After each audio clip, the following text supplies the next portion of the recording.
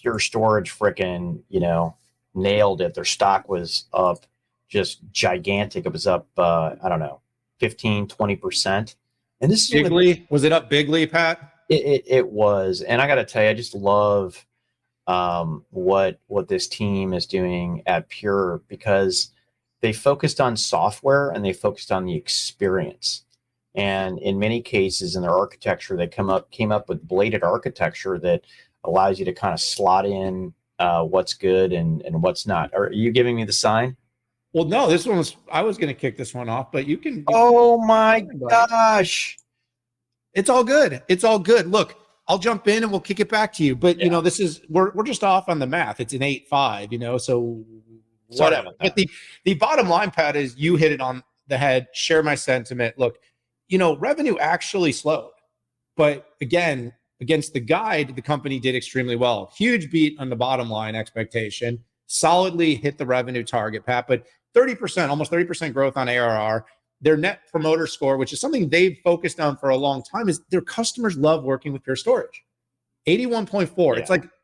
It's like distantly it's farther. Like iPhone or something. They are a customer obsessed culture, and that's really yielding them a lot of value. And Pat, every quarter they continue to knock off pieces of the Fortune 500. So over the last, they went from 49% 2 quarters ago to 54% last quarter to 58%. So, over the next 5 or 6 quarters, this company could very realistically have 70-75% of the Fortune 500 using Pure Storage. So, that's been a big, talking point for them. They're doing it right. They're making the move to the cloud. They're playing in the multi-cloud era with what they're doing world with containers and Portworx. But this is a company, like I said, that's really just been hyper-focused on happy customers.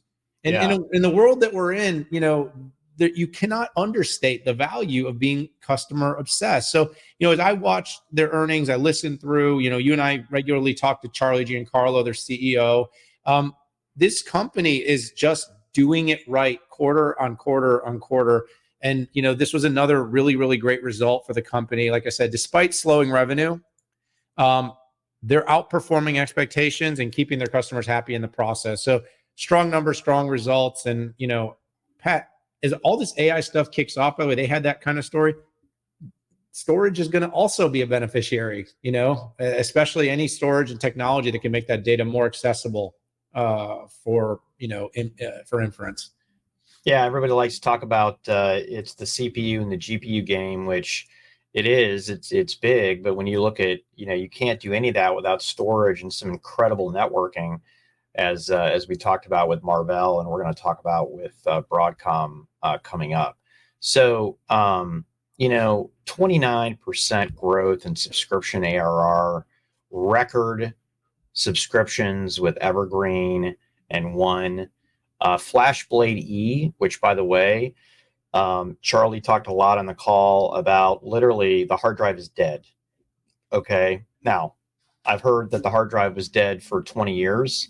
And it keeps kicking out with some of their new technologies, but with the type of algorithms they've put in to make SLC last longer, this is as good a shot as possible. Now, Charlie talked a lot on the call about AI, but the reason the stock flew was not because he talked about AI, but is because he knocked the ball off the covers. But I knew very early on with some of the a large social media company, essentially anything that you had to do fast that was high performance computing, they leaned on with them. Who was the early storage partner with NVIDIA on DGX? Oh, it was it was Pure, right?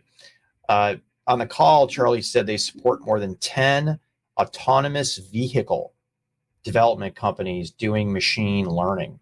Okay, they did come out and cite Meta. Okay, Meta and their AI research supercluster that I wrote about on Forbes, where they're connecting 160,000 GPUs. So good to see them driving across there. The irony here is they're hitting low cost with E, and they're hitting highest performance with their highest performance products. And that's hard to do, man. So if anything, drive scale. Company did not disappoint on its crawl charts. I love its crawl charts. Customers up to 11,500, right? And they showed four years of crawl. They showed 3 years of crawl and RPOs, which of course is up and to the right. And of course, subscription annual ARR up and to the right. And they showed 3 years of that. So a company that is not afraid to share details. It's good to see.